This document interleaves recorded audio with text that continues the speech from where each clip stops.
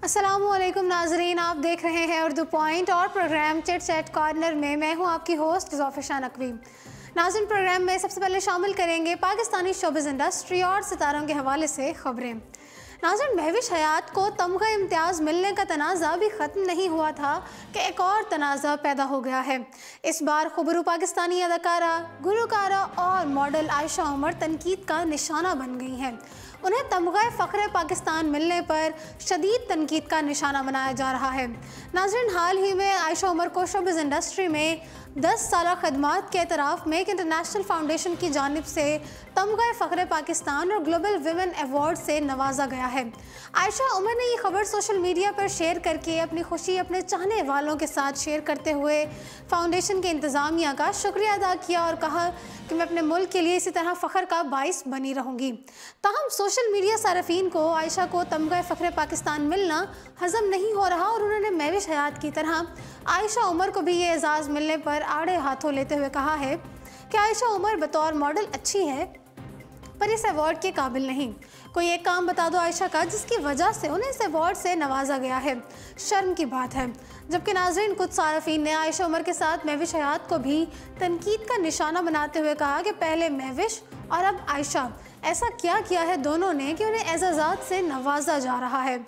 दिलचस्प बात यह है कि कुछ लोगों को आयशा उमर के अवार्ड लेने पर नहीं बल्कि उनके लिबास पर एतराज़ हुआ और उन्होंने लिबास पर तनकीद करते हुए कहा कि अगर अवार्ड लेना ही था तो कम से कम पाकिस्तानी लिबास पहन कर जाती, लेकिन इन लोगों को तो मगरब की हवा लगी हुई है।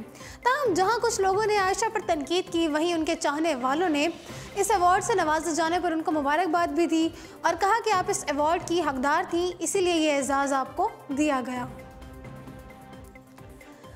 नाजरीन, पाकिस्तान की मकबूल तरीन अदाकारा मावरा हुसैन ने जब यूनिवर्सिटी ऑफ लंदन से वकालत की डिग्री हासिल करने की खबर लोगों के साथ शेयर की तो सोशल मीडिया पर एक तूफ़ान आ गया और लोग मावरा को सराहने के बजाय उन पर एतराज़ करने लगे कि मावरा हर वक्त बैरून मुल्क दौरों पर होती हैं, शूटिंग कर रही होती हैं या फिर अवार्ड्स फंक्शन में शिरकत करती हैं, लिहाजा उन्हें पढ़ाई का वक्त कब मिला। जबकि कुछ लोगों ने तो मावरा पर वकालत की डिग्री 5 करोड़ रुपए में ख़रीदने तक का इल्ज़ाम लगा दिया है। जी हाँ, हाल ही में एक इंटरव्यू के दौरान मावरा ने वकालत की डिग्री खरीदने के इल्ज़ाम पर खुलकर बात की है। उन्होंने कहा कि लोगों का कहना था कि क्योंकि मैं बहुत अमीर हूँ इसलिए मैंने यूनिवर्सिटी ऑफ लंदन से वकालत की डिग्री 5 करोड़ रुपए में ख़रीदी है, लेकिन तकनीकी तौर पर यह मुमकिन ही है कि ऐसा नहीं होता। लेकिन उनका कहना था कि मैं लोगों के इस तरह के तबसे देखकर बहुत हैरान हुई हूँ। मावरा का कहना था कि मुझे लोगों की इस तरह की सोच पर हंसी आती है और मेरा मानना है कि इन बातों को नज़रअंदाज करके आगे बढ़ जाना चाहिए। मावरा हुसैन ने मुस्तकबिल के हवाले से बात करते हुए कहा कि वो ना सिर्फ अदाकारी जारी रखेंगी बल्कि साथ साथ वकालत के करियर को भी आगे बढ़ाएंगी और एक दिन जज के ओहदे पर भी फाइज होंगी। आशिर अजीम ने यूट्यूब पर अपनी एक वीडियो जारी की है जिसमें उन्होंने हाल ही में होने वाले औरत मार्च के हवाले से राय का इजहार करते हुए कहा है कि जो लोग ये समझते हैं कि मर्द एक जिन्स है तो मेरे नज़दीक ये बात गलत है, क्योंकि मर्द एक जिन्स नहीं बल्कि एक रवैये का नाम है। आशिर का कहना था कि ये रवैया ताकत का है और किसी कमज़ोर का ख्याल रखने का है। ये रवैया आपके अमल से नज़र आना चाहिए।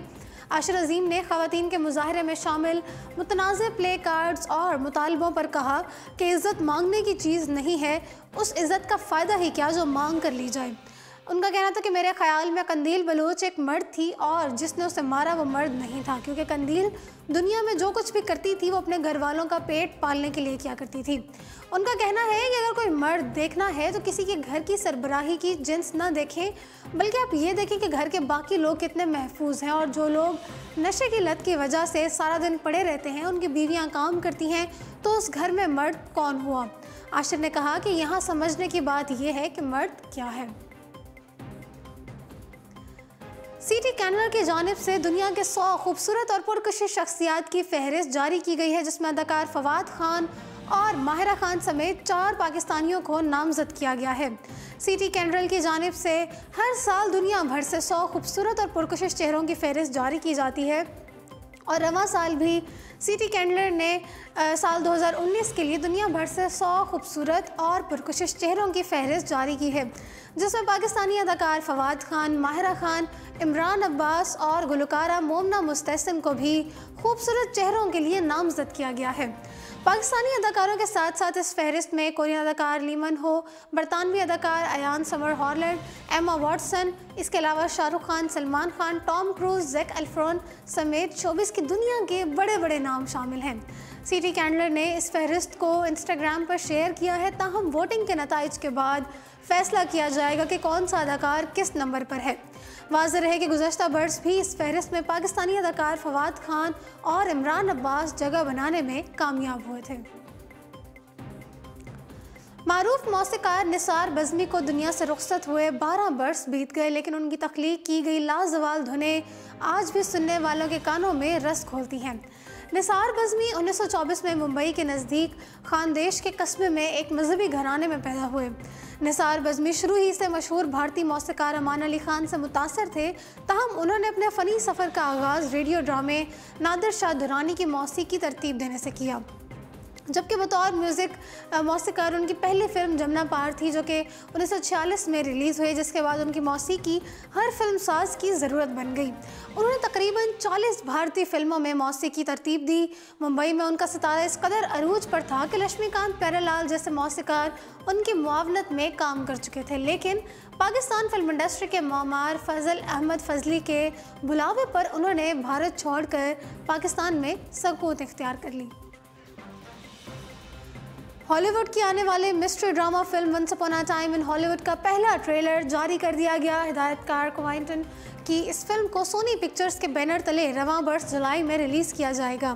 फिल्म की कहानी ना सिर्फ एक खूबरू मॉडल के पूरे स्टार कत्ल के गिर्द घूमती है, बल्कि फिल्म में हॉलीवुड में अपना करियर बनाने के लिए जदोजहद करने वाले स्टार्स के इब्तदाई अयाम को भी दिखाया जाएगा।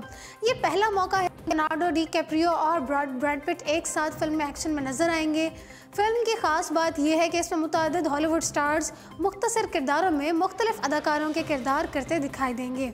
फिल्म की कहानी 1960 की दहाई के हॉलीवुड के गिर्द घूमती है और जारी किए गए मुख्तसर से दौरानिए के ट्रेलर से फिल्म की कहानी को समझना मुश्किल है, ताहम अंदाज़ा होता है कि फिल्म शायकीन को मायूस नहीं करेगी। फिल्म की कहानी अमरीकी शहर लॉस एंजलिस में 4 दहाइयाँ कबल पुरस्रार तौर पर कत्ल की गई अदाकारा शैरन टेंट के कत्ल और 2 ऐसे अदाकारों के गिर्द घूमती है जो हॉलीवुड में जगह बनाने के ख्वाहां होते हैं। दिलचस्प बात यह है कि फिल्म में हकीकी वाक़े को ख्याली किरदारों के साथ दिखाया जा रहा है। मारूफ कैनेडियन गुलकारा एवरेल गुज़श्ता दिनों मुत्तहिदा अरब अमारात में मौजूद थी, जहां उन्होंने सालाना स्पेशल ओलंपिक्स की इफ्तिताही तकरीब में परफॉर्म किया। अपनी परफॉर्मेंस के बाद गुलकारा कई दिन मुत्तहिदा अरब अमारात की सियाहत से लुत्फ़अंदोज़ होती रहीं। इस दौरान वो अपनी मुख्तलिफ मकामात पर बनाई गई तस्वीर अपने इंस्टाग्राम पर पोस्ट करती रहीं। उनमें एक तस्वीर में उन्होंने ऐसा लिबास पहन रखा था कि दुनिया में धूम मच गई। एक वेबसाइट के मुताबिक इस तस्वीर में एवरेल ने मुकम्मल तौर पर मुस्लिम ख़वातीन का रूप अपना रखा था। उन्होंने सर पर दुपट्टा ले रखा था और स्याह अबाया पहन रखा था। ये तस्वीर पोस्ट होने की देर थी कि ऑनलाइन कि इसमें वायरल हो गई और सार्फिन कमेंट्स में गुलकारा की तारीफ़ करने लगे। एक शख्स ने लिखा कि बहुत खूबसूरत, एक और ने कहा कि तुम हर तरह के लिबास में खूबसूरत लगती हो, जबकि एक लड़की ने लिखा कि एवरेल तुम्हें अबाया बहुत जच रहा है। एक सारिफ ने कहा कि तुम लड़कियों और ख़वातीन के लिए रोल मॉडल हो। तो जी नाज़रीन, इसी के साथ प्रोग्राम चिट चैट कॉर्नर पहुँचता है अपने इख्तिताम को। मुझे दीजिए इजाज़त और देखते रहिए उर्दू पॉइंट।